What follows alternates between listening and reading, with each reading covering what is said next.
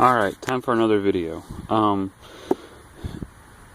Right here, I've got 1 and 2 axle shafts for the truck. Not too long after I got the vehicle, I found out for some weird reason it's got a bent rear axle.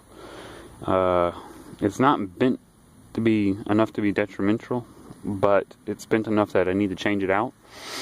And what I did is I went to the junkyard and I got 2 of them, so that way I can work on these while I'm still driving the truck.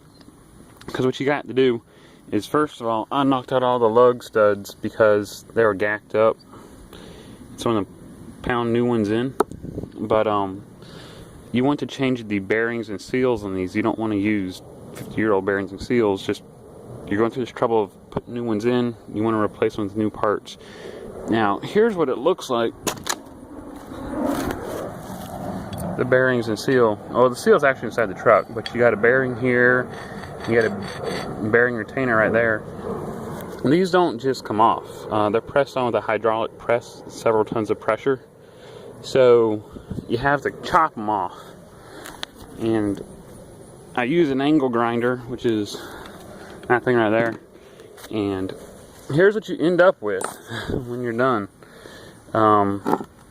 What you have to do is you cut a groove in the side of it, like this, like that, and then I grab my chisel and a big old freaking hammer and I pound on it and it cracks. I don't know if you can see that crack through there or not, right here.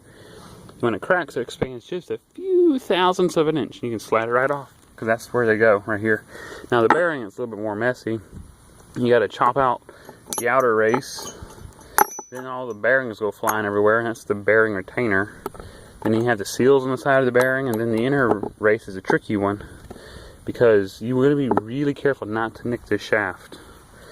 And you can see bearings are made of very hard metal, and so you just got to cut a groove and you pound on it and it'll shatter, basically, almost like glass.